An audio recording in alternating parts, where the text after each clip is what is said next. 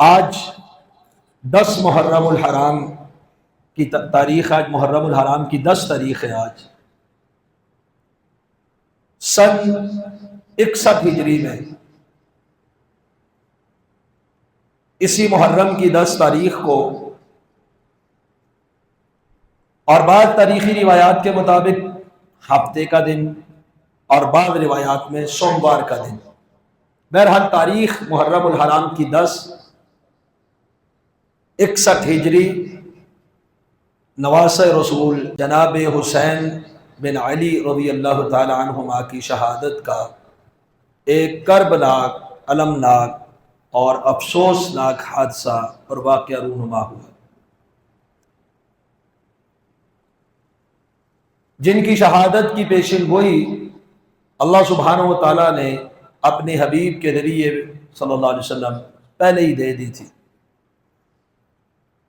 تو سیدنا حسین رضی اللہ تعالی عنہ جیسی عظیم شخصیت، جو اہل بیت کے فرزند بھی ہیں، رسول اللہ صلی اللہ علیہ وسلم کے چہیتے بھی ہیں، محبوب بھی ہیں، سادات صحابہ میں سے ہیں، جنتی سردار ہیں، ان کی منقبت، ان کی فضیلت، ان کی شان وہ کسی مسلمان سے ڈکی چھپی نہیں۔ تفصیل کے ساتھ گزشتہ سالوں میں محرم الحرام کے مہینے میں ہم ان کی شہادت کا بھی تذکرہ کرتے رہتے ہیں، ان کے فضائل کا بھی تذکرہ کرتے رہتے ہیں، اور ان کا تذکرہ، ان کی شہادت کا تذکرہ اور ان کے فضائل اور منقبت اور ان سے محبت کا کوئی مہینہ یا کوئی دن یا کوئی اوقات مقرر نہیں ہے۔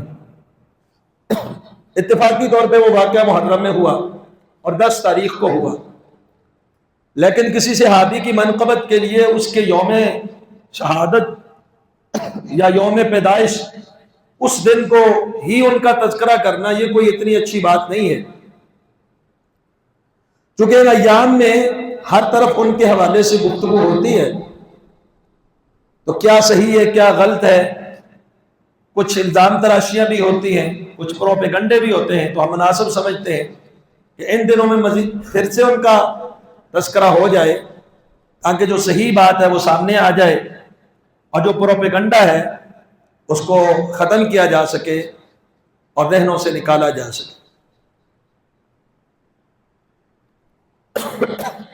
بعض لوگ تو خواہ مخواہ تاریخ کی جھوٹی روایات بیان کر کے، جن میں ابو محنف جیسے کذاب راوی، واقدی جیسے کذاب راوی ہیں، وہ بڑے زور شور سے بیان کرتے ہیں، پھر جو اس طرح کے جھوٹے واقعے بیان نہیں کرتا یا ان کو نہیں اپناتا، پھر ان کے اوپر یہ الزام لگا دیا جاتا ہے کہ یہ اہل بیت سے شاید محبت ہی نہیں کرتے، پھر ان کے نام پر ہم اپنی طرف سے کئی کام شروع کر دیتے ہیں، ایسے کئی کام جن میں نوحہ بھی ہے، ماتم بھی ہے۔ حالانکہ گزشتہ خطبہ جمعۃ المبارکہ میں آپ اس کی تفصیل سن چکے ہیں کہ کسی بھی شہید کی شہادت پر یا کسی بھی شخصیت کی وفات پر نوحہ، ماتم، سینہ کو بھی زنجیر زنی، ایسی چیزوں سے شریعت نے ہمیں منع کیا ہے، واضح طور پر رسول اللہ صلی اللہ علیہ وسلم نے ایسی چیزوں سے روکا ہے۔ تو ہم انہیں کسی کی محبت میں کیسے اپنا سکتے ہیں جو چیزیں خود رسول اللہ صلی اللہ علیہ وسلم نے منع کی؟ ان کو تو اپنایا نہیں جا سکتا۔ اب محبت ہے اور ایمان کی علامت ہے یہ محبت، اس محبت کے بعد ہمارا عملی طور پر کیا ہونا چاہیے کہ ہم کوئی نوحہ کریں، کوئی ماتم کریں، کوئی ان کے نام کی سبیلیں لگائے، کوئی ان کے طرف منسوب کر کے جھوٹے واقعات بیان کر کے اپنے رخسار پیٹے اور اونچا اونچا رونا شروع کر دے، تو اس کے لیے ہمیں دلیل چاہیے۔ اگر تو وہ دلیل کتاب و سنت کے اندر موجود ہے، اہل بیت کے بعد کے لوگوں نے بھی، حضرت حسین کے بیٹوں نے، پوتوں نے یا اہل بیت نے یہ کام کیا ہے، پھر تو ٹھیک ہے، لیکن اگر انہوں نے بھی نہیں کیا تو ان کاموں کو جن سے رسول اللہ صلی اللہ علیہ وسلم نے منع فرمایا ہے، انہیں سیدنا حسین رضی اللہ عنہ کی محبت کی علامت سمجھنا یہ بے وقوفی اور جہالت ہے۔ سب سے پہلے تو 2-3 احادیث سن لیں ان کے فضائل کے حوالے سے کہ ہمارے نزدیک ان کا مقام اور مرتبہ کیا ہے۔ امام ابن خزیمہ نے اپنی صحیح کے اندر اور جامع ترمذی میں امام ترمذی رحمہ اللہ روایت لائی ہے صحیح سند کے ساتھ۔ جامع ترمذی میں حدیث نمبر 3781 ہے۔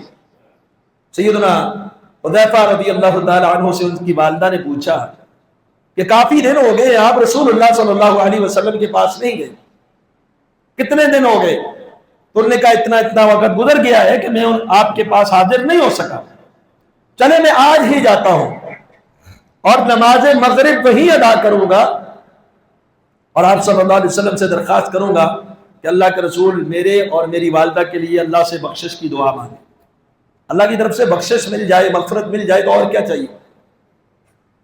تو یہ آتے ہیں رسول اللہ صلی اللہ علیہ وسلم کی اقتداء میں نماز مغرب ادا کرتے ہیں، نماز مغرب ادا کرنے کے بعد یہ انتظار کرتے ہیں، رسول اللہ صلی اللہ علیہ وسلم جب یہ چل پڑے تو یہ بھی آپ کے پیچھے پیچھے چل پڑے۔ آپ نے آہٹ سنی تو پوچھا کون ہے؟ حذیفہ ہے۔ ما حاجتک غفر اللہ لک ولامک، کیا کام ہے تیرا؟ یعنی کوئی حاجت یا کوئی کام ہے؟ اور ساتھ نبی علیہ الصلوۃ والسلام دعا بھی دے دیتے ہیں، وہ آئے اسی کے لیے تھے، اور آپ کی تو یہ روٹین ہے اپنے صحابہ کو دعا یا کلمات کے ساتھ نوازتے رہتے ہیں، اور یہ بڑی سعادت مندی کی بات ہے، نامینیٹ کر کے مخصوص کسی کے لیے رسول اللہ صلی اللہ علیہ وسلم دعائیں دیں۔ آئے ہی اسی کے لیے تھے کہ اللہ کے رسول میری اور میری ماں کی بخشش کی دعا مانگے۔ تو آپ نے پوچھ لیا حذیفہ ہو کیوں آئے ہو، کیا کام ہے؟ اللہ تجھے بھی معاف کرے، تیری والدہ کو بھی معاف کرے۔ وہ دعا اللہ کے رسول نے ویسے ہی دے دی۔ پھر نبی علیہ الصلوۃ والسلام نے اس موقع پر ایک حدیث بیان کی جو سیدنا حذیفہ رضی اللہ تعالیٰ عنہ نے بعد میں بتائی، بیان کی۔ وہ حدیث کیا ہے؟ کہا ان ھذا ملک لم ينزل الارض قط، آج ایک فرشتہ زمین پر آیا ہے۔ پروٹوکول دیکھیے اور اس روایت کی اہمیت کا آپ اندازہ لگائیے۔ آج زمین پر وہ فرشتہ آیا ہے جو اس سے پہلے زمین پر نہیں آیا، آج اس کی آمد پہلی مرتبہ ہوئی ہے۔ اس نے اپنے رب سے اجازت طلب کی۔ کس بات کی اجازت طلب کی؟ پہلی بات ان یسلم علیہ، وہ مجھ پر سلام پڑھے، وہ آ کے مجھے سلام کہے، وہ مجھے سلام کہنے کی اجازت اللہ سے مانگی۔ دوسری وَيُبَشِّرَنِي، مجھے بشارت دینے کے لیے آیا ہے۔ کون سی بشارت؟ بِأَنَّ فاطمة سیدۃ نساء اہل الجنہ۔ لوگوں خواہ مخواہ کے الزام نہ لگاؤ، ہمارا نظریہ اہل بیت کے حوالے سے کیا ہے کہ سیدۃ نساء اہل الجنہ، جنتی خواتین کی سردار اگر کوئی جنت میں ہے وہ فاطمہ بنت محمد صلی اللہ علیہ وسلم۔ وَأَنَّ الْحَسَنَ وَالْحُسَيْنَ، اور دونوں رسول اللہ صلی اللہ علیہ وسلم کے نواسے، آپ کی صاحبزادی فاطمہ کے بیٹے، آپ کے داماد اور چچا زاد علی المرتضیٰ رضی اللہ عنہ کے بیٹے، آپ کی اہل بیت، فرمایا وَأَنَّ الْحَسَنَ وَالْحُسَيْنَ سیدا شباب اہل الجنہ، حسن اور حسین دونوں جنتی جوانوں کے سردار ہیں۔ جیسے آپ نے فرمایا تھا نا ابن ماجہ کی حدیث نمبر 100 میں کہ ابو بکر و عمر سیدہ کہول اہل الجنہ، جو عمر رسیدہ فوت ہوں گے جنت میں ان کے سردار ابو بکر ہیں، عمر ہیں، اور جو جوان فوت ہوں گے جنت میں ان کے سردار سیدنا حسن اور سیدنا حسین رضی اللہ تعالیٰ عنہ۔ اور یہ حدیث کہ سیدہ شباب اہل الجنہ، یہ حدیث متواتر حدیث ہے۔ آج کے اس دور میں ایک گروہ وہ بھی اٹھا ہے، ایک گروہ تو وہ ہے، وہ کافی پہلے کا ہے، جو ان کا نام تو استعمال کرتا ہے، جنتی شہزادے تو کہتا ہے، اہل بیت کی محبت کی بات تو کرتا ہے، لیکن اہل بیت کے ساتھ محبت نہیں کرتا۔ وہ نبی کی بیویوں کو اہل بیت سے خارج کرتا ہے، وہ نبی کی بیٹیوں کو اہل بیت سے خارج کرتا ہے، وہ نبی کے دیگر اہل بیت کو اہل بیت ہی نہیں مانتا، نہ نبی کے صحابہ کو مانتا ہے۔ ان سے ہٹ کے ایک اور گروہ ہے جو کہتا ہے جنت کے فیصلے تو نسب پر نہیں، عمل پر ہے، عقیدے پر ہے۔ یہ کیسے ہو سکتا ہے کہ نسب کے اوپر نبی کے اہل بیت کی وجہ سے انہیں جنتی سردار کہا گیا ہے، تو جنت کے اندر سرداری والا وہ پھر آگے سے ایک اور اگلی بات کر دیتے ہیں، سرداری والا تو سسٹم ہی کوئی نہیں، سارے ہی جنت میں سردار ہے۔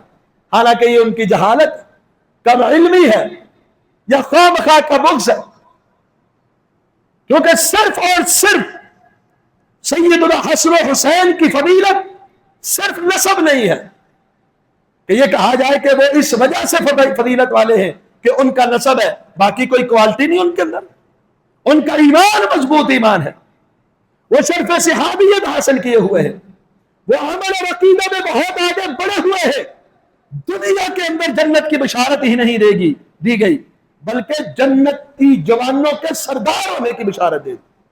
اور جنت کے اندر درجات ہیں، عمل اور عقیدے کے حساب سے درجات ملتے ہیں، ایسا نہیں ہے کہ ایک شخص 5 وقتی کا نمازی ہو اور چھوٹے موٹے عمل کرتا ہو اور ایک نے دین اسلام کے لیے اپنی پوری زندگی وقف کر دی ہو، دونوں کو ایک ہی درجہ مل گیا ہے، ایک ہی جنت مل گئی ہے؟ نہیں، درجات ہیں، فضائل ہیں، درجات کے اندر کمی پیشی ہے۔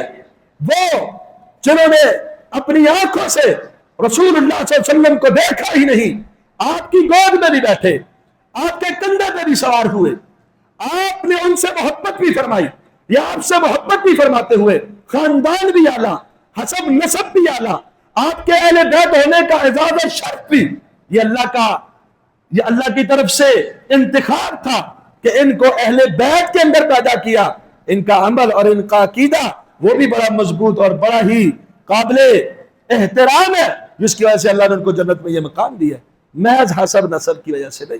تو یہ حدیث کیا ہے؟ یاد رکھنے والی بات ہے، سیدہ شباب آل الجنہ والی حدیث کیا ہے؟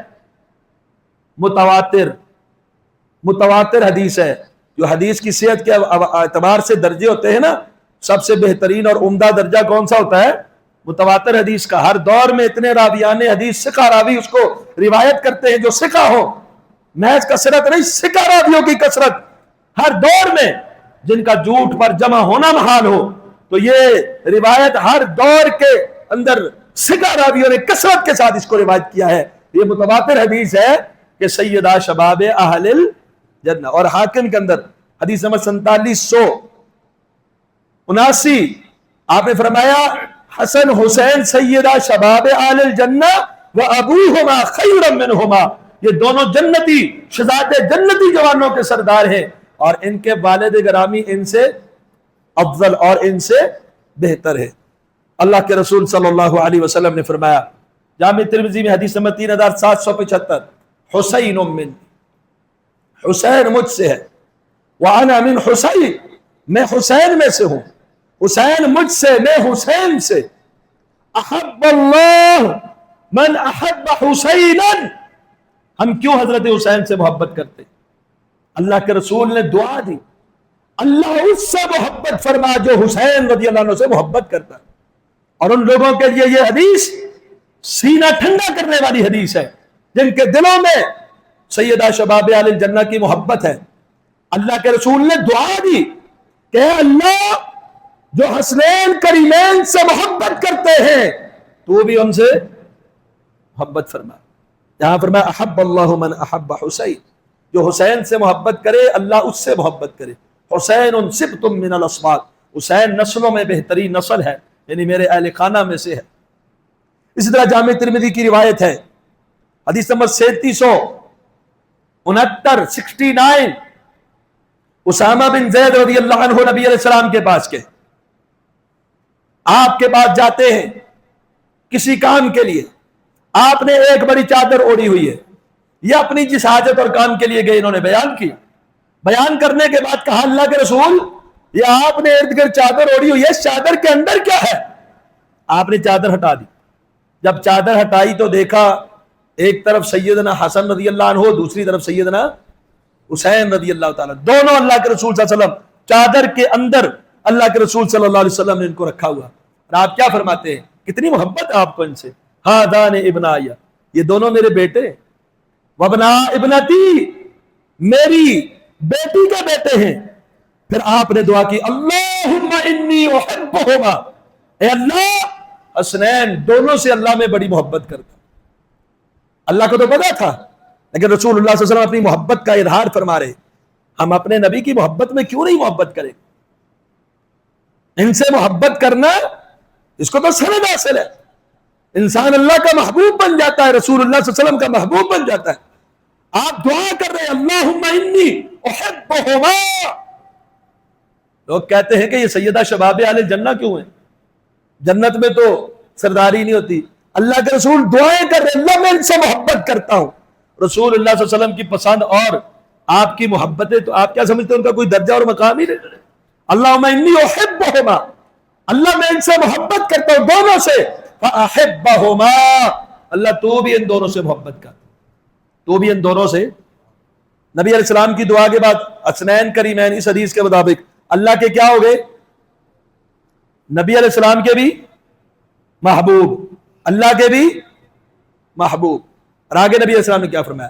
وَأَحِبَّ مَن يُحِبُّهُمَا، اللہ جو ان دونوں سے محبت کرے تو بھی اس سے محبت فرما. قیامت تک جو شخص یہ چاہتا ہے مجھے اللہ کی محبت حاصل ہو جائے، اللہ مجھ سے محبت کرے، کئی اسباب ہے، کئی اعمال ہے، ان میں سے ایک سبب کہ جس کے دل میں حسنین کی محبت ہوگی اللہ اس سے محبت فرمائے. کیوں؟ دعائے رسول ہے، دعائے رسول ہے وَأَحِبَّ مَن يُحِبُّهُمَا. اور یاد رکھیے جس کے دل میں ان کی محبت نہ ہو، ہمارے خلاف تو کوئی جھوٹا پروپیگنڈا کرے تو وہ پروپیگنڈا ہی ہوگا، اس کی کوئی حقیقت نہیں. ہمارا نظریہ کیا ہے؟ اور صرف جذبات کی بنیاد پر یہ نظریہ نہیں ہے، یہ نظریہ دلائل کی بنیاد پر، دین کی بنیاد پر، وحی کی بنیاد پر ہے. مسند امام احمد کے اندر روایت موجود ہے، حدیث نمبر 9673، اور راوی کون ہے؟ ابو ہریرہ رضی اللہ تعالیٰ عنہ. لوگوں نے ابو ہریرہ رضی اللہ عنہ کو بھی بہت برا کہا، محرم میں خاص کر، ان سے بھی نفرت کرتے ہیں اور ایسا نقشہ پیش کرتے ہیں جن میں صحابہ الگ ہیں، اہل بیت الگ ہیں، ان کی آپس میں کوئی محبت ہی نہیں، کوئی پیار اور تعلق ہی نہیں. جھوٹ ہے سارا. یہ ایسی محبت کی روایات ہم تک پہنچانے والے کون ہیں؟ اس حدیث کا راوی ابو ہریرہ ہے رضی اللہ تعالیٰ عنہ. اور حدیث کیا ہے؟ حسن حسین رضی اللہ عنہ کے بارے میں رسول اللہ صلی اللہ علیہ وسلم نے فرمایا من احبہما فقد احبنی، جس نے ان دونوں سے محبت کی اس نے مجھ سے محبت کی. جو کہتا ہے نا میں نبی علیہ السلام کا محب ہوں، وہ آپ کے نواسوں سے محبت کرے گا. جو آپ کے نواسوں سے محبت نہیں کرتا وہ رسول اللہ صلی اللہ علیہ وسلم سے محبت کر سکتا؟ دعوے بے شک کرے.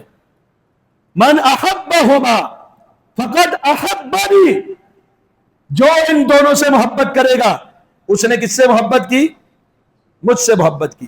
ومن ابغضہما، اس کو بھی بڑے غور سے سنیے گا، جو ان دونوں سے بغض رکھے گا، جو ان دونوں سے نفرت کرے گا، جو ان دونوں سے دشمنی کرے گا، فقد ابغضنی، اس نے مجھ سے بھی بغض رکھا. ان سے بغض رکھنا اپنے ایمان کو خطرے میں ڈالنے کے مترادف ہے. اس شخص کے ایمان کو ہم ایمان مانتے ہی نہیں، اس کے اسلام کو ہم اسلام تسلیم کرتے ہی نہیں، جس کے دل میں خانوادہ رسول کے لیے بغض ہو اور ان کے خلاف پروپیگنڈا کرتا پھرے. تو فرمایا اللہ میں تو ان سے محبت کرتا ہوں، لیکن جو ان سے محبت کرتا ہے وہ مجھ سے محبت کرتا ہے، جو ان سے بغض کرتا ہے وہ مجھ سے بغض کرتا ہے. ان کی محبت رسول کی محبت، ان سے نفرت رسول سے نفرت ہے معاذ اللہ. تو 61 ہجری محرم الحرام کی یہی 10 تاریخ سیدنا حسین رضی اللہ تعالی عنہ مکہ سے کوفہ کی طرف تشریف لے جا رہے ہیں، اور آپ اپنے اہل خانہ کے ساتھ ہیں، اپنی فیملی کے ساتھ ہیں، بچے بھی ساتھ ہیں. بعض لوگوں نے اس کو خروج کے تناظر میں دیکھا، یہ خروج نہیں تھا، اور اس پر وہ حدیثیں چپسا کرنے کی کوشش کرتے ہیں کہ نبی علیہ السلام نے فرمایا جب تک بندہ کافر نہ ہو حکمران تو اس کے خلاف خروج کرنا جائز نہیں. تو کہتے ہیں یہ خروج ہو گیا. حضرت حسین رضی اللہ عنہ کا قطعا خروج کرنا ثابت نہیں ہے. بندہ جب کسی کے خلاف خروج کرتا ہے، لشکر کشی کرتا ہے، تو وہ جنگ کی تیاری کرتا ہے، سپاہیوں کو ساتھ رکھتا ہے، اور دستے ہوتے ہیں ساتھ جنگجوؤں کے، یا اپنی فیملی کو لے کے نکلتا ہے. فیملی کو تو لے کے نہیں نا نکلتا. یہ بڑے بہادر، بڑے فہیم، بڑے سمجھدار شخصیت تھی. تو کیا یہ خروج کے لیے صرف اپنے فیملی لے کر نکل گئے؟ کوئی سپاہی نہیں، کوئی جنگجو ساتھ نہیں، ایسا نہیں ہے. تاریخ میں تو یہ بھی ملتا ہے کوفیوں نے ان کو خط لکھ کے بلایا. اور اپنی طرف بلایا، ان کو مائل کیا، یہ وہاں پر پہنچے تو راستے میں ان کو شہید کر دیا گیا فرات کے کنارے پر۔ اب جو ان کی شہادت ہے رسول اللہ صلی اللہ علیہ وسلم کی زندگی میں آپ کو خبر دے دی گئی، آپ کی زندگی کے اندر آپ کو وحی کے ذریعے اطلاع کر دی گئی، یہ پیشن گوئی کر دی گئی۔ جیسے سیدنا عمر رضی اللہ عنہ کی زندگی میں آپ نے کہا نا احد رک جا یہ شہید ہے، حضرت عثمان کی زندگی میں آپ نے کہا کہ آپ کے لیے جنت ہے، ایک مصیبت آئے گی، زندگی میں اس فتنے سے آگاہ کیا۔ آپ کی زندگی کے اندر ہی آپ صلی اللہ علیہ وسلم کو بتلایا گیا تھا کہ آپ کا یہ نواسہ جسے آپ کی بڑی محبت ہے انہیں کیا کیا جائے گا؟ شہید کیا جائے گا۔ ایک روایت مسند احمد میں حدیث نمبر 283 ہے جو صحیح سند سے ثابت۔ سیدنا عبداللہ بن عباس رضی اللہ تعالیٰ عنہ نصف النہار دوپہر کے وقت کہتے ہیں میں سویا ہوا تھا اور مجھے خواب میں کون آیا؟ رسول اللہ صلی اللہ علیہ وسلم۔ اچھا یہاں پر یہ باتیں نشین کر لیں، آپ سمجھیں گے تو خواب ہی ہے نا۔ آج کے کل کے بھی کئی لوگ دعوے دار ہوتے ہیں مجھے خواب میں نبی آئے۔ آج کے دور میں کوئی شخص یہ کہے مجھے خواب میں رسول اللہ صلی اللہ علیہ وسلم کی زیارت ہوئی ہے تو نبی علیہ السلام نے فرمایا شیطان میری شکل اور صورت اختیار نہیں کر سکتا۔ تو ان لوگوں سے آپ حلیہ پوچھے تو کہتے ہیں سفید چٹی داڑھی، اور ایسا حلیہ بیان کر دیتے جو رسول اللہ صلی اللہ علیہ وسلم کا نہیں۔ آپ کی وفات کے وقت آپ کی داڑھی مبارک کے اندر 19 یا 20 بال سفید تھے، تو یہ جب بیان کرتے سفید چٹی داڑھی گنی لمبی بہت کچھ کہتے، اور آپ کی داڑھی یہاں حلق تک تھی، یہ جو حلق کا یہ گڑا نہیں ہوتا یہاں تک آپ کی داڑھی تھی۔ بہرحال جو صحابی ہے انہوں نے زندگی میں رسول اللہ صلی اللہ علیہ وسلم کی زیارت کی ہوئی ہے۔ اب ان کے خواب میں جب نبی آئیں گے ان کو تو پتا ہوگا نا کہ رسول اللہ صلی اللہ علیہ وسلم ہے، اور جس نے نہیں دیکھا وہ شیطان جھوٹ تو بول سکتا ہے نا کہ میں نبی ہوں، چاہے شکل صورت نہیں اپنا سکتا۔ تو جس نے صورت دیکھی ہے اس کا تو 100% کلیئر ہے کہ اس نے خواب میں اگر رسول اللہ صلی اللہ علیہ وسلم کو دیکھا تو وہ خواب میں کون ہوگا؟ رسول اللہ صلی اللہ علیہ وسلم۔ تو خواب میں دیکھتے ہیں اللہ کے رسول صلی اللہ علیہ وسلم کیا دیکھتے ہیں؟ آپ اشعث اغبر، بڑا گندا بال، جیسے بندہ لمبا سفر کر کے آتا ہے، غبر آلود، لمبے سفر کے جو آثار نمایاں ہوتے ہیں، گرد غبار۔ آپ کے ہاتھ میں ایک شیشی ہے اور آپ اس کے اندر خون جمع کر رہے ہیں۔ میں نے پوچھا اللہ کے رسول یہ کیا ہے، یہ آپ کیا کر رہے ہیں؟ آپ نے فرمایا ھذا دم الحسین واصحابہ، یہ حسین رضی اللہ عنہ اور ان کے ساتھیوں کا خون ہے اور میں انہیں جمع کر رہا ہوں۔ اور جو خواب میں دن بتایا میں نے گننا شروع کر دیا۔ جب وہی دن آئے جو نبی علیہ السلام نے خواب میں بتلائے تھے، اسی دن رسول نواسہ رسول حضرت حسین رضی اللہ عنہ کی شہادت کا واقعہ رونما ہو گیا۔ اسی طرح سیدنا علی المرتضی رضی اللہ تعالی عنہ تشریف لاتے ہیں، حدیث نمبر 648 مسند امام احمد کے اندر، یہ اس کی سند بھی صحیح ہے۔ دیکھا اللہ کے رسول صلی اللہ علیہ وسلم کی آنکھوں سے آنسو نکل رہے ہیں، کہا اللہ کے رسول من ابغضک، آپ کو کس نے ناراض کر دیا، کس نے غصہ دلا دیا کہ آپ کی آنکھوں میں آنسو ہے، آپ کیوں رو رہے ہیں؟ کہا ابھی جبریل میرے پاس سے اٹھ کے گئے ہیں اور انہوں نے مجھے یہ پیشن گوئی کی ہے کہ آپ کے نواسے کو فرات کے کنارے کے اوپر قتل کر دیا جائے۔ اس کے علاوہ ام سلمہ رضی اللہ تعالیٰ عنہ سے بھی روایت موجود ہے کہ آپ مٹی کو الٹ پلٹ کر رہے ہیں کہ مجھے وہ مٹی دکھائی گئی جہاں میرے نواسے کو قتل کر دیا جائے گا، شہید کر دیا جائے گا۔ تو آپ صلی اللہ علیہ وسلم کو زندگی کے اندر یہ پیشن گوئی دے دی گئی تھی کہ آپ کے نواسے کو آپ کے بعد آپ کی امت کے لوگ کیا کریں گے؟ شہید کر دیں گے۔ لیکن آپ نے ہمیں کوئی تعلیم دی کہ تم نے سبیلیں لگانی ہے؟ آپ نے کہا کہ تم نے رخسار پیٹنے ہیں؟ یا اس کے بعد آپ نے کیا کیا؟ آپ نے ان چیزوں سے منع کیا۔ اور عاشورہ کا دن جو پہلے سے تاریخی دن تھا اس سے آپ نے روزہ رکھا۔ یوم عاشورہ 10 محرم کو رسول اللہ صلی اللہ علیہ وسلم روزہ رکھے ہوئے تھے اور آپ کو یہ پیشن گوئی دے دی گئی آپ کے نواسے کو شہید کر دیا جائے گا۔ نواسہ رسول سیدنا حسین سے پہلے سیدنا حسن بھی، سیدنا علی بھی، سیدنا عثمان بھی، سیدنا عمر بھی، ان کی بھی شہادت ہوتی ہے، لیکن خود سیدنا حسین نے بھی کسی کا ماتم، کسی کا جلوس نکالا نہیں نکالا۔ تو یہ تعلیم اسلام نے ہمیں دی ہی نہیں۔ تو کس نے قتل کیا آپ کو؟ ایک تو تاریخ کی جھوٹی روایات ہیں اور دوسری طرف صحیح سند سے باتیں ہیں. اب جو صحیح سند کے ساتھ چیزیں موجود ہیں آپ ان پہ اگر غور کریں تو یہ سارا الزام کوفیوں کے اوپر آتا ہے، اور حقیقت میں بھی ایسے ہی ہے. ان کی شہادت پر تذکرہ سن کے بیان کر کے ایک انسان کو غم آ جائے، یہ تو طبعی ہے، فطرتی ہے. نبی علیہ السلام کو حضرت جبریل نے بتایا تو آپ کی آنکھوں میں کیا تھا؟ آنسو تھے. آج اگر کوئی سنتا ہے ابو بکر رضی اللہ عنہ کے بارے میں، حضرت عمر کے بارے میں، حضرت عثمان کے بارے میں، سیدنا علی المرتضی رضی اللہ عنہ کے بارے میں، آنکھوں سے آنسو آ جائے، اس میں کوئی قباحت ہے؟ اس سے کوئی روکتا بھی ہے؟ یہ تو طبعی ہے کہ آپ کو محبت جتنی ہوگی اتنا آپ کو ان کی تکلیف اور دکھ کی وجہ سے غم بھی ہوگا، دکھ بھی ہوگا، اور اس دکھ سے طبعی طور پر غمگین ہونا اور آنکھوں سے آنسو بہ پڑنا یہ طبعی بات ہے. کسی اپنے کے بارے میں دکھ آ جاتا ہے، نواسہ رسول کے لیے تو دکھ آنا چاہیے، لیکن دکھ منانا، غم منانا، مرثیہ خوانی، نوحہ خوانی، سینہ کو بھی اور اس طرح کے جتنے بھی کام ہیں یہ کرنا، یہ قطعاً نہ کتاب و سنت سے ثابت ہے، نہ سیدنا حسین رضی اللہ تعالیٰ عنہ کی تعلیمات میں ملتے ہیں. امام طبرانی المعجم الکبیر کے اندر روایت لائے ہیں، 2862 نمبر روایت ہے. ام سلمہ رضی اللہ تعالیٰ عنہ فرماتی ہیں کہ میں نے جنوں کو روتے ہوئے سنا، جنوں کے رونے کی آواز مجھے آئی. کب؟ جب یہ خبر آئی کہ سیدنا حسین رضی اللہ تعالیٰ عنہ کو شہید کر. جو جنوں میں بھی مسلمان تھے انہیں بھی دکھ پہنچا اس بات کا، انہیں بھی تکلیف ہوئی. یہ حادثہ، یہ واقعہ المناک تھا، افسوسناک تھا، لیکن اس کے بعد جو ہمارا رد عمل وہ صبر ہے. اور جھوٹی روایات کو، یہ جتنے بھی یہ باتیں لمبی چوڑی بیان ہوتی ہے نا، اتنے دن پانی بند رہا، یہ صحیح سند سے ثابت نہیں ہے. کیا آپ سبیل کیوں لگاتے ہو جی؟ پانی بند تھا. سیدنا حسین رضی اللہ عنہ اور ان کے ساتھیوں کا فرات کے کنارے پہ پانی بند تھا، اور آپ لوگوں کو شربت پلا رہے، شربت پیو. ان کا پانی بند تھا، تم جی بھر کے شربت پیو، ٹھنڈے ٹھنڈے شربت پیو. اور نبی اسلام نے کیا کیا؟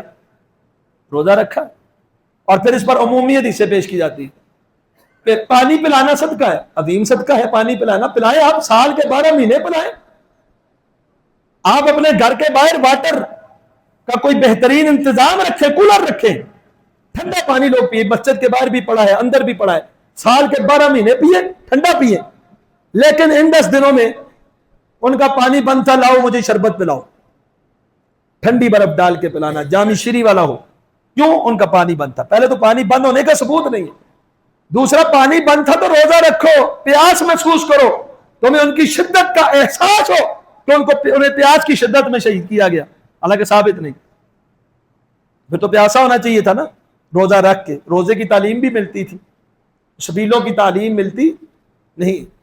ویسے پانی آپ پلائیں، سال کے 12 مہینے پلائیں، کوئی بھی منع نہیں کرتا. اب قتل کا الزام صحابہ نے کس کو دیا؟ ام المؤمنین سیدہ ام سلمہ رضی اللہ تعالی عنہا کو. جب یہ معلوم ہوا، مسند احمد جلد نمبر 6 صفحہ نمبر 298 کہ سیدنا حسین رضی اللہ عنہ کو شہید کر دیا گیا ہے، لعنت اہل العراق، انہوں نے شامیوں پر نہیں، انہوں نے عراقیوں کے اوپر لعنت بھیجی. کیا کہتی ہے؟ قتلوہ قتلہم اللہ، عراقیوں نے نواسہ رسول کو شہید کیا، اللہ انہیں تباہ و برباد کرے. غرو ہو ذلو ہو لعنہم اللہ، انہوں نے انہیں دھوکہ دیا، انہوں نے انہیں جال میں پھنسانے کی کوشش کی، اللہ کی لعنتیں برسے ان کے اوپر. قاتلین حسین پر سیدہ ام سلمہ نے کیا کیا؟ لعنت کی. اور نامینیٹ کن کو کیا؟ عراقیوں کو. جامع صحیح البخاری کی روایت ہے 3753. سیدنا عبداللہ بن عمر رضی اللہ تعالیٰ عنہما، ان سے ایک شخص سوال پوچھتا ہے، احرام کی حالت میں اگر کوئی مکھی کسی سے مر جائے تو کیا کرے؟ وہ بندہ کوفی تھا. کہا، عراقیوں، کوفیوں، مکھی مرنے کے مسئلے پوچھتے ہو کہ احرام کی حالت میں مکھی مر جائے تو کیا ہوتا ہے؟ وَقَدْ قَتَلُوا ابنت رسول اللہ، رسول اللہ کی بیٹی کے بیٹے کو شہید کیا ہے، اور مسئلہ پوچھ رہے ہو مکھی مر جائے تو کیا ہوتا ہے؟ نواسہ رسول کو شہید کر دیا، جبکہ رسول اللہ صلی اللہ علیہ وسلم نے فرمایا تھا ہما ریحانتا یا من الدنیا، دنیا میں میرے جنت کے دو جنتی پھول ہے، دنیا میں جنتی پھول ہے میرے، ان کو شہید کر کے مسئلے کس کے پوچھ رہے ہو؟ مکیوں کے۔ انہوں نے کن کو نامینیٹ کیا؟ کوفیوں کو، اہل عراق کو۔ پھر کوفیوں نے سارا ملبہ اہل سنت کے اوپر ڈالنے کی کوشش کی، اور جو فوت ہو چکے صحابہ کرام ان کے خلاف بغض نکالنا شروع کر دیا، حالانکہ عراقیوں نے قتل کیا۔ عبید اللہ بن زیاد کوفے کا گورنر تھا، اس ظالم نے آپ کے سر مبارک کو لاٹھی کے ساتھ کوڑا، جب اس کے سامنے حضرت حسین رضی اللہ عنہ کا سر پیش کیا گیا، یہ صحیح بخاری کی حدیث ہے، وہ بھی ظالم تھا۔ اور کچھ لوگوں نے یہ باور کرانے کی کوشش کی کہ صحابہ کے بیٹوں نے شہید کیا، جھوٹ کا پلندہ ہے۔ یہ جو سنان بن انس ہے، کہتے ہیں یہ انس بن مالک کا بیٹا تھا، حالانکہ جا کے دیکھ لے، تاریخ پڑھے اور اس کا شجرہ نسب پڑھے، وہ صحابی رسول مالک بن انس کا بیٹا نہیں ہے۔ سنان بن انس کوفی ہے، نخی ہے، یہ بھی کوفی شخص تھا۔ ایک روایت آتی ہے طبرانی کے اندر، اس میں تو یہ بھی موجود ہے کہ حجاج بن یوسف نے اس سے پوچھا تھا کہ حضرت حسین کو شہید تم نے کیا؟ اس نے کہا ہاں، اس وقت یہ بڈھا ہو گیا تھا۔ کہا تو اور وہ ایک گھر میں جمع نہیں ہو سکتے، تو نے ان کو شہید کیا، اگر وہ جنت میں گئے تو تو بھی جنت میں جا نہیں سکتا، تو اور وہ ایک گھر میں جمع نہیں ہو سکتے اگر تو نے ان کو شہید کیا ہے۔ تو وہ بھی کوفی تھا، نخی تھا۔ اسی طرح اہل عراق اور اہل کوفہ نے آپ کو شہید کیا ہے، اہل شام نے نہیں۔ جہاں تک تعلق یزید کا، اس کے حوالے سے اہل سنت کا یہ موقف ہے، شیخ الاسلام نے امام ابن تیمیہ رحمہ اللہ نے ذکر کیا ہے۔ کچھ لوگ کہتے ہیں وہ کافر تھا، اس کا کافر ہونا ثابت نہیں۔ کچھ لوگ کہتے ہیں بڑا نیک متقی پرہیزگار تھا، ہم اس کو بھی کیا کہتے ہیں، ہم اس کو بھی نہیں مانتے۔ یہ دوسرا موقف ہے۔ تیسرا موقف ہے لا نحبہ ولا نسبہ، ہم اس کو گالی بھی نہیں دیتے لیکن ہم اس کے ساتھ محبت بھی نہیں کرتے۔ اب کوئی پوچھ سکتا ہے نا آپ محبت کیوں نہیں کرتے؟ ہوں گی ایسی اس کی کچھ باتیں ہیں جن کی وجہ سے وہ اس قابل نہیں ہے کہ اس کے ساتھ محبت کی جائے، لیکن اس کو گالی دینا یا اس کے بارے میں وہ باتیں کرنا جو صحیح سند کے ساتھ ثابت نہیں، ہم وہ بھی کام بھی نہیں کرتے جو جھوٹا پروپیگنڈا ہو۔ جو بات سچی ہے اس سے ثابت ہے، ہم اس کا کوئی دفاع کرنے کے لیے تیار نہیں۔ ہمارا موضوع یزید ہے ہی نہیں، ہمارا عنوان ہے سیدنا حسین رضی اللہ تعالیٰ عنہ کا دفاع، اہل بیت کا دفاع، صحابہ کرام کا دفاع۔ اور صحابہ کرام رضوان اللہ علیہم اجمعین، ان کے حوالے سے آئندہ کے خطبوں میں انشاءاللہ بات ہوتی رہے گی۔ ابراہیم نخی ہیں تابعی، وہ کہتے ہیں طبرانی کے اندر 2928 نمبر روایت ہے، امام طبرانی نے المعجم الکبیر میں ذکر کیا صحیح سند کے ساتھ۔ ابراہیم نخعی تابعی وہ کیا کہتے ہیں، اگر میں ان لوگوں میں شامل ہوتا جنہوں نے سیدنا حسین رضی اللہ تعالیٰ عنہ کو شہید کیا ہے، پھر اللہ کہتا ہے یہ چاہو اس کو معاف کرتا ہوں، یہ قتل مجھے معاف ہو جاتا، مجھے جنت میں بھی داخل کر دیا جاتا، میں پھر بھی شرم کے مارے رسول اللہ صلی اللہ علیہ وسلم کرنے کا سامنا کرنے کی طاقت نہیں رکھتا، میں کیسے سامنا کرتا، لیکن وہاں سے رسول کو شہید کر کے آیا ہوں۔ اور اسی طرح ابو رجال عطاردی، ان کا بھی امام طبرانی نے المعجم الکبیر کے اندر ذکر کیا ہے، یہ نبی علیہ السلام کا زمانہ پایا ہے لیکن ملاقات نہیں ہوئی، کب کبار تابعی میں سے ہیں۔ یہ کیا کہتے ہیں، ہمارا ایک پڑوسی تھا، اس نے سیدنا حسین رضی اللہ تعالیٰ عنہ کے بارے میں نادیبا الفاظ کہے، فاسق کا لفظ بولا، 2 ستارے ٹوٹے اور اس کی آنکھوں کو اللہ نے وہیں پر پھوڑ کر اسے اندھا کر کے عبرت کا انجام اس کا عبرت ناک بنا دیا، اسے عبرت کا نشان بنا دیا اللہ نے فوراً اسی جگہ کے اوپر۔ اس نے قصور کیا کیا تھا، سیدنا حسین رضی اللہ تعالیٰ عنہ کی گستاخی کی تھی، ہم تو ان کی گستاخی کا تصور بھی نہیں کر سکتے۔ امام ابن تیمیہ رحمہ اللہ مجموع الفتاوی کے اندر لکھتے ہیں، اما من قتل الحسین، جس شخص نے بھی سیدنا حسین رضی اللہ عنہ کو شہید کیا۔ اب کہتے ہیں نا ہمارا نظریہ قاتلین حسین کے بارے میں کیا ہونا چاہیے، یزید نے قتل کیا یا نہیں کیا، اگر صحیح سند سے ثابت ہو جائے تو ٹھیک ہے، نہیں ثابت ہو جائے تو ہم اس کو مورد الزام ٹھہراتے نہیں۔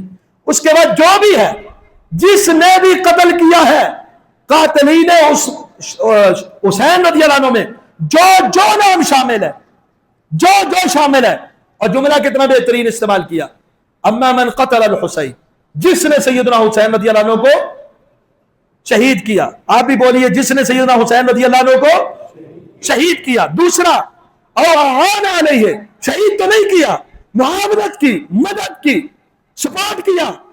تیسرا او رضیہ، قیامت تک جو اس شہادت پہ راضی ہے. راضی سے مراد کیا ہے کہ اچھا ہوا ہے، ٹھیک ہوا ہے، معاذ اللہ یہ قتل ہونا چاہیے تھا. جو قتل کرنے والا ہے، جو قتل کرنے پہ معاون ہے، جو ان کی شہادت پر رضامندی کا اظہار کرتے کہ ٹھیک ہوا، اب بولیے فَعَلَيْهِ لَعْنَةُ اللَّهِ وَالْمَلَائِكَةِ وَالنَّاسِ أَجْمَعِينَ، اللہ کی بھی اس پہ لعنت ہو، فرشتوں کی بھی اس پہ لعنت ہو، ساری کائنات کے لوگوں کی بھی اس کے اوپر لعنت و پھٹکار ہو. یہ ہمارا نظریہ. لوگ ہمیں کہتے ہیں کہ یہ جی حضرت حسین کو نہیں مانتے یا ان سے محبت نہیں کرتے. ہمارا اہل السنہ کا نظریہ قاتلین حسین کے حوالے سے یہ ہے لا يقبل منہ صرفا ولا عدلا، اللہ ان کی نہ کسی فرضی عبادت کو قبول کرے، اللہ نہ ان کی کسی نفلی عبادت کو قبول کرے.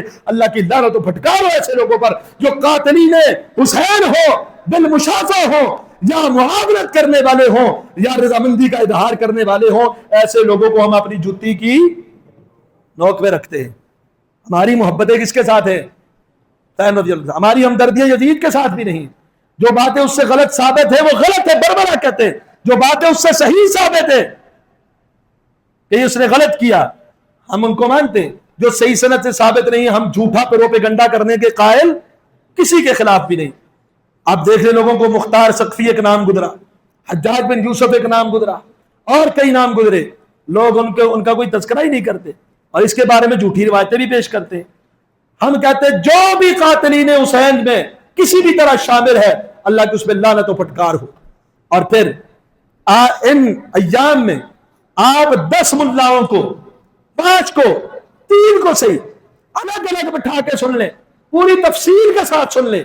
جیسے یہ کیمرہ لگا کے میدان کربلا میں بیٹھے ہوئے تھے، انہوں نے ایک ایک حرکت نقل نوٹ کی ہے. آپ سن لیں، ان سب کے اندر تضاد بیانی ہو، کیونکہ جھوٹ کے کوئی پاؤں نہیں ہوتی. امام طبری نے جو اپنی تاریخ کے اندر واقعہ کربلا کے حوالے سے تفصیلیں جمع کی ہیں، واقدی جیسے کذاب راویوں سے، ابو محنف جیسے کذاب راویوں سے، وہ قابل اعتماد نہیں ہے. تو اس لیے سیدنا حسین رضی اللہ تعالی عنہ، ان کے ساتھ محبت ایمان کی علامت، ان کے ساتھ بغض ایمان کا خطرہ، اور ان کی شہادت المناک شہادت ہے. ان کی شہادت پہ ہمیں غم ہے، دکھ ہے، افسوس ہے، لیکن غم کے اظہار کے لیے ہم شریعت کی حدود کو پامال نہیں کر سکتے، کیونکہ یہ جتنی بھی چیزیں ہیں یہ شریعت کے منافی ہیں. اور 5ویں بات، قاتلین حسین کے حوالے سے جو صحیح سند سے ملتی ہیں وہ کس طرف رخ کرتی ہیں؟ کوفہ اور اہل عراق کی طرف. اور 6ٹھی بات کہ قاتلین حسین کے حوالے سے ہمارا جذبہ کیا ہونا چاہیے؟ ہمارے جذبات کہ اللہ کی ان پر لعنت ہو. اقول قولی ھذا استغفر اللہ لی ولکم.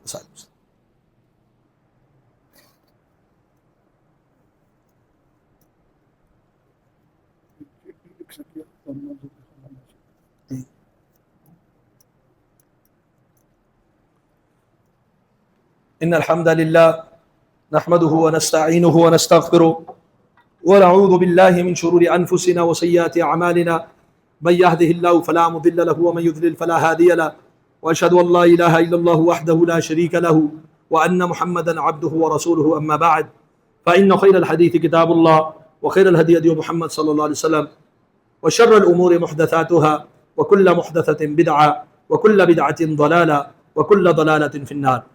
واقعہ کربلا یا سیدنا حسین رضی اللہ عنہ، اہل بیت اور دیگر کسی بھی حوالے سے کسی بھی ساتھی کا کوئی سوال ہو، وہ جمعے کے بعد، نماز کے بعد، کیونکہ ابھی وقت اوپر ہو گیا ہے، وہ پوچھ سکتے ہیں. اور ایک سوال تو ابھی یہ پوچھا گیا ہے، اس کا جواب بھی دے دیتا ہوں کہ کہتے ہیں کہ غیر اللہ کی نظر و نیاز دینا جائز ہے جبکہ اس پر بسم اللہ پڑھی جائے. ایک تو یہ ہے کہ آپ جانور کے اوپر پڑھتے ہیں یا کسی بھی چیز کو اللہ کے نام پہ دیتے ہیں، وہ تو جائز ہے، اس میں کوئی قباحت نہیں. ایک یہ ہے کہ اس کو وما احل لغیر اللہ بھی، احل لغیر اللہ کہ آپ کا مقصد اور ارادہ، ایک شخص ہے نا غیر اللہ نہ بھی ہو نا، آپ قربانی کرتے ہیں، آپ کا مقصد یہ ہوتا ہے کہ یہ لوگ کہیں گے کہ سب سے بڑی قربانی اس نے کی ہے اور پورے محلے میں اس سے بڑی قربانی کسی نے نہیں کی. اور پھر بسم اللہ اللہ اکبر کر کے آپ جانور ذبح کریں قربانی ہو جائے گی؟ نہیں ہوتی نا، کیونکہ ریا آ گئی۔ اسی طرح ایک انسان کا مقصد یہ ہو کہ اللہ کا تقرب نہیں، فلاں حضرت راضی ہو جائے، اس میں کیا ہو گیا؟ شرک کی آمیزش ہوگی، تو یہ جانور یا کوئی بھی چیز ہوگی یہ کھانا درست نہیں ہوگا، اور اس کی شرعی حکم جو ہے وہ اس کا تبدیل ہو جائے گا۔ کیوں؟ اس کا مقصد تبدیل ہو گیا، اس کی نیت تبدیل ہو گئی۔ اگر نیت صحیح ہے تو پھر اللہ کا نام لیا جائے اور پھر اللہ کے نام پر ہی ہو تو اس میں کسی کو کوئی اعتراض نہیں ہے۔ اللہم ارنا الحق حقا وارزقنا اتباعہ وارنا الباطل باطلا